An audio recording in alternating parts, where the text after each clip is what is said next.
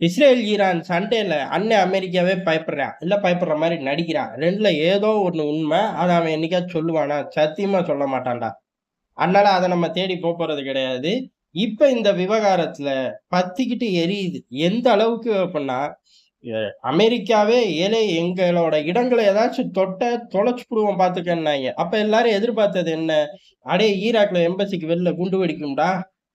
மத்த உலக நாடுகளும் அமெரிக்க எம்பசிக்கு பாதுகாப்பு குடுங்கடா." இத நோக்கி தான் போனோம்.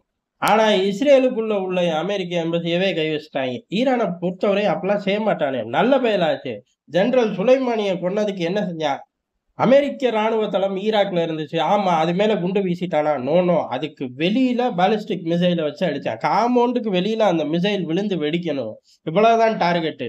அடிச்ச மாரியும் இருக்கணும். அவனுக்கு வலிக்கவும் கூடாது. ஆனா உள்ளூர்ல ஒரு கொண்டாட்டத்த குடுக்கணும் அப்படிங்கிற மாரி, அது அவங்களோட நிலைப்பாடு, அரசியல் 1000 பிரச்சனைகள் இருக்கு அமெரிக்காவ தொடும்போது. அதெல்லாம் கமேனியோட முடிவு. அவரு நல்லா இருக்கணும். அவர் நாடு நல்லா இருக்கணும்னு எடுக்குறாரு. எல்லா உரிமையும் அவருக்கு இருக்கு. ஆனா அந்த காலத்துல அதான் ரியாக்ட் பண்ணாய்ங்க. கசப்பான உண்மதான். என்ன பண்றது? ஈரான் அவ்வளவுதான் அந்த காலத்துல பண்ணுச்சு. ஜெனரல் சுலைமானிக்கு பதில் தாக்குதல் அப்படிங்கிறது இவ்வளவுதான். ஆனா இந்த முறை அப்படி கிடையாது. எம்பசியவே தாக்கிட்டாய்ங்க. எம்பசி சேதாரமா அப்படின்னு கேட்டா, அந்த அளவுக்கு கிடையாது அப்படின்னு சொல்லி அமெரிக்காவே அறிவிச்சிருச்சு. சின்ன டேமேஜ் தான். கண்ணாடிகள் தான் உடைஞ்சு போயிருக்கு. ஆட்களுக்கோ, பொருட்களுக்கோ எந்த சேதாரமும் இல்லை அப்படின்னு சொன்னது மட்டும் கிடையாது. ஈரான் அன்னைக்கு ஜெனரல் சுலைமானி விவகாரத்துல என்ன சட்டைய போட்டாய்ங்களோ, அது எங்கிட்டு போய் தேடி எடுத்தாய்ங்கன்னு தெரியல. அதே மாரி ஒரு சட்டைய இப்ப இவனும் போட்டான். அமெரிக்கா இதுக்கு பதிலடி வீரியமா குடுப்போம், தொலைச்சுப்புடுவோம். இது தொடர்ந்துச்சு கொன்னே போடுவோம். இப்படித்தானே பேசுவான். ஆனா இப்படி பேசல.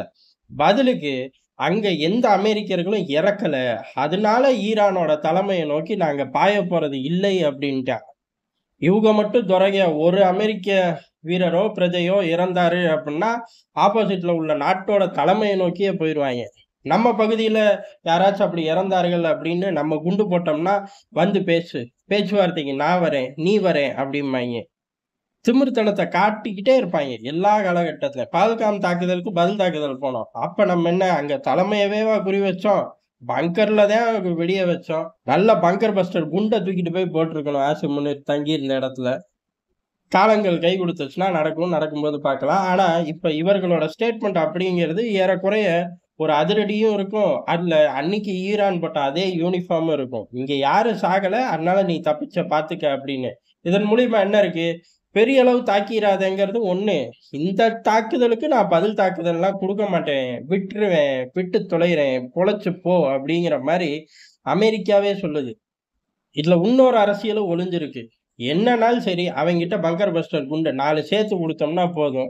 1 இல்ல 1 கம்பெனிய கரெக்ட்டா குறி வச்சு போட்டுருவேன். அவன் தான் தங்கமான பயலாச்சே அப்படின்னு நெனச்சிருக்கலாம். பயப்புல என்ன மனசுல நெனச்சிருக்கோ? ஆனா, ஈரான் விவகாரத்துல 2 அடி தள்ளியே தான் நிக்கிறான். இஸ்ரேல் கூடவே பயணிக்கிறதே கிடையாது. எந்த அளவுக்குன்னா, ரஷ்ய அதிபர் புட்டின்ட்டயே போயிட்டாய்ங்க. எதுக்கு? சமாதானம் பண்ணி வைங்க, ஈரானுக்கும், இஸ்ரேலுக்கும் அப்படின்னு. இந்த மாரிலாம் அமெரிக்கா பொத்துன்லாம் இறங்காது. ஆனா இறங்குது.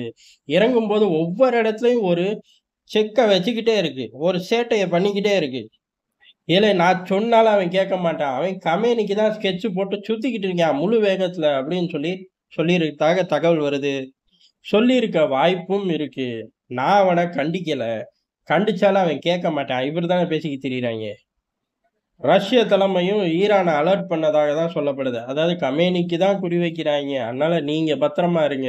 சீக்கிரம் அமெரிக்காவோட பேச்சுவார்த்தைக்கு நகருங்கள் அப்படின்னு சொல்லி ரஷ்யா அழுத்தம் குடுக்கிறதாக தகவல்கள் பரவுது. எந்த அளவு உண்மை பொய்ங்கிறது நமக்கு தேவையில்ல. இவர்கள் யுத்தம் அப்படிங்கிறது இந்த கச்சா எண்ணெய் மார்க்கெட்ட டிஸ்டர்ப் பண்ணும். அதனால 2 பேரும் அடிச்சுக்கங்கடா தீவிரமா. அதுல குளிர் காயறேன் அப்படின்னு சொல்லி எவனுக்கும் வாய்ப்பு கிடையாது. அப்படி குளிர் காய்ந்தாங்கன்னா, தப்பிக்க வச்சிருந்த ஏணிய போட்ட மாரி, ஏணிய போட்டு தீய மூட்டி குளிர் காய்ஞ்ச மாரி கதையா மாறி போறதுக்கு அதிக வாய்ப்பு இருக்கு. அதனால செய்ய மாட்டார்கள். அதா கூட இருக்கலாம். பேச்சுவார்த்தைய நோக்கி நகருங்க அப்படின்னு. ஆனா, இதுல முக்கியமான விஷயம் என்ன அப்டின்னா, இப்ப சமகாலத்துல நடக்கக்கூடிய போர்கள் எல்லாமே பேச்சுவார்த்தைய நோக்கி நகருங்கன்னு எல்லாம் ட்ரிகர் பண்றாங்களே ஒழிய, முழுமையா அத செய்றார்களான்னு கேட்டா இல்ல. காரணம் இந்த அளவுக்கு ட்ரம்பும், ரஷ்யாவும் பேசிக்கிட்டு இருக்கும்போதே, இந்த பக்கம் அப்படிங்கிறது பெரிய அளவு இஸ்ரேல் போய் குண்டு போட்டு ஐஆர்ஜிசியோட உளவுத்துறை தலைவருக்கு டிக்கெட்ட கிழிச்சு குடுத்துட்டாய்ங்க. அவனுங்க டிக்கெட்ட கிழிச்சு குடுத்தோனயே, இந்த பக்கம் ஈரான் கடுமையான ஒரு ஸ்டேட்மெண்ட். இஸ்ரேல அழிக்காம நாங்க ஓய மாட்டோம் பாத்துக்க அப்படின்னு சொன்னது மட்டும் இல்லாம, இவர்களும் பதிலுக்கு 60 பாலிஸ்டிக் மிசைல்கள விட்டு தாக்க ஆரம்பிச்சுட்டார்கள். இதுல பெரிய அளவு சேதாரம். இந்த கோவத்தோட உச்சமா தான் அமெரிக்க எம்பசியே நாங்க தொடுவோம் தெரியுமா? அப்படின்னு தொட்டது எல்லாமே. இப்படி 2 பேரும் போடு போடுன்னு போடுறார்கள். ஆனா இந்த யுத்தத்த நம்மனால நிறுத்த முடியும், ஜெயிக்க முடியும்னு இஸ்ரேல் நம்புது. எந்த அளவுக்கு அப்புட்ன்னா, சட்டுன்னு போய் கமேனிக்கு டிக்கெட்ட கிழிச்சு குடுத்துட்டோம் அப்புட்ன்னா, ஆட்டோமேட்டிக்கா அடுத்த தலைவர் அப்படிங்கிறது கொஞ்சம் அடங்குவாய்ங்க. இல்ல அவருக்கும் டிக்கெட்ட கிழிச்சு குடுத்துட்டோம்னா, ஆட்டோமேட்டிக்கா ஒரு சரண்டர நோக்கி தான் போயாகணும் அப்படின்னு இஸ்ரேல் நம்புது. அமெரிக்காவ பொறுத்தவரை கமேனி கிளஞ்சதுக்கு அப்புறம் பாரேன், 1 டசன் இதுதான் ஈரானோட பிரச்சனை அப்படின்னு அந்த கூட்டங்களை எல்லாம் உருவாக்கி, ஈரான முற்றிலும் மத்த நாடுகள்ட்டலாம் என்ன விளையாட்ட விளையாண்டோமோ, அதே விளையாண்டறலாம் அப்படிங்கிறது அமெரிக்காவோட நிலைப்பாடு. 2 ஜெயிக்குமா? ஈரான் கையில தான் இருக்கு. எம்புட்டு சூதானமா, உஷாரா இருக்காய்ங்களோ, அவ்வளவு தூரம் தப்பிச்சுக்கலாம். ஏன்னா, பிரைம் டார்கெட் ஒண்ணே ஒண்ணு தான். அத நோக்கி மட்டுமே ஈரான் சுத்தி வருது.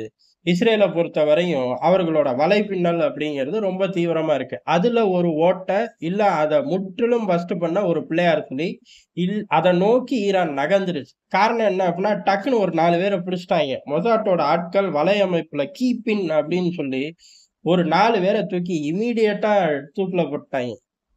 "போய் சேரு போ" அப்படிங்கிற மாரி உடனே தண்டனை.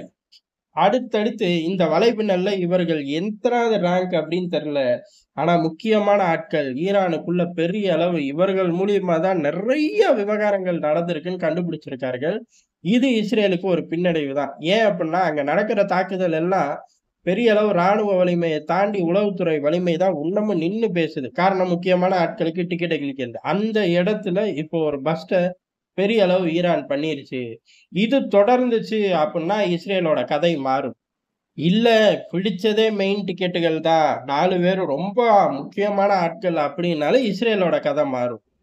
அப்ப 2 பிளேயர்களும் தங்களோட ஒட்டுமொத்த திறமையையும், வெறித்தனத்தையும் யுத்தத்துல காட்டுறார்கள். இந்த யுத்தம் அப்படிங்கிறது ஒரு சமமான யுத்தம். காரணம் ரஷ்யா, உக்ரைன் யுத்தம் மேட்ச் பண்ணவே முடியாது. ஆனா பின்னணியில யூரோப் இருந்துச்சு, அமெரிக்கா இருந்துச்சுங்கிறனால மேட்ச் ஆச்சு ஓரளவுக்கு. இருந்தாலும் மறைமுகமா தானே இம்புட்டு பயலுகளும் இருந்தாய்ங்க. அவனுங்களோட ராணுவமோ, நேரடி பட்ஜெட்டோ வரும்போது, இன்னும் கொஞ்சம் ஆக்ரோஷத்தோட உச்சமா மாறும்.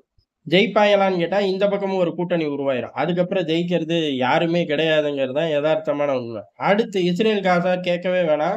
ஈரான் பின்னாடி இருந்து சப்போர்ட் பண்ணி 1 டசன் ப்ராக்ஸி இருந்தாலும், அம்புட்டும் ப்ராக்ஸி தான். ஈரான் தள்ளி தான் நின்னுச்சு. ஆனா, இங்க ஈரான், இஸ்ரேல் அப்படிங்கிறது அமெரிக்காவ கழட்டி விட்டு பார்த்தாலும் சரி, அமெரிக்காவ சேர்த்து வச்சு பார்த்தாலும் சரி, விஷயம் கடுமையா தான் இருக்குங்கிற மாரி தான் ஈரானோட ஒவ்வொரு பதிலடியும் இருக்கு.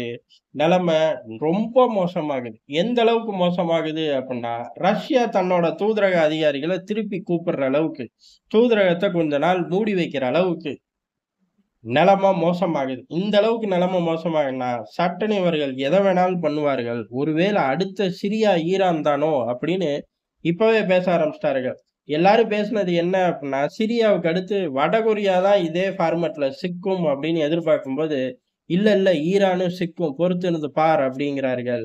நடக்குமா நடக்காதாங்கிறது கமேனி அவரு தப்பிச்சு அவங்க நாட்டையும் தப்பிக்க வைக்கிற ஸ்டைலு, வேகத்துல தான் இருக்கே ஒழிய, எல்லா காலங்கள்லயும் அமெரிக்காவோட திட்டங்கள் ஜெயிச்சது கிடையாது. இஸ்ரேலுக்கும் சில ஃபெயிலியர்கள் இருக்கு. ஆனா இந்த இடத்துல அவர்கள் டார்கெட்ட ஓரளவு ரீச் பண்ணியிருக்கார்கள். லேப தூக்கிட்டோம். யுரேனியத்த நாங்க தொடல அப்படிங்கிறார்கள். சரி, யுரேனியத்த தொட முடியலன்னு வச்சுக்கிட்டாலும் லேப தூக்கியிருக்கார்கள். 20 தளபதிகள தூக்கியிருக்கார்கள். இந்த மைலேஜோட வீட்டுக்கு போனா போனதுதான். ஆனா விடமாட்டேன் கமேனி அப்படின்னு சொல்லி கூச்சிக்கிட்டே இருந்தா, கடைசி வரையும் கூச்சிக்கிட்டே இருக்க வேண்டியதுதான். காசால வெற்றி தோல்வி கிடைச்சிருச்சான்னு கேட்டா, கேட்கிறவர்கள பொறுத்து பதில் வரும். அதே மாரி தான் ஈரான் யுத்தத்திலயும் வெற்றி தோல்வி கிடைச்சுச்சான்னு கேட்டா, கேட்கிறவங்கள பொறுத்து பதில் வரும். அதே சமயம் ஈரான கிளச்சு போட்டு இவர்களால வாழ முடியாது. ஈரான் தாறுமாறா கிளஞ்சுச்சு அப்படின்னா, 100 ஈராக்கு சமம் அப்படின்னு அந்த பிராந்தியத்துல பேசப்படுது. 100 ஈராக்கு சமம் அப்படின்னா, அத தாங்க முடியுமா அப்படின்னு கேட்டா, அதுவே மிகப்பெரிய பிரச்சனையா வரும். அதனால நெனச்சபடியெல்லாம் இதுல ஆட முடியுமான்னு கேட்டா, நமக்கு தெரிஞ்சு கிடையாது. ஆனா களம் அப்படிங்கிறது 2 பேர் கையும் ஓங்கி இருக்கு.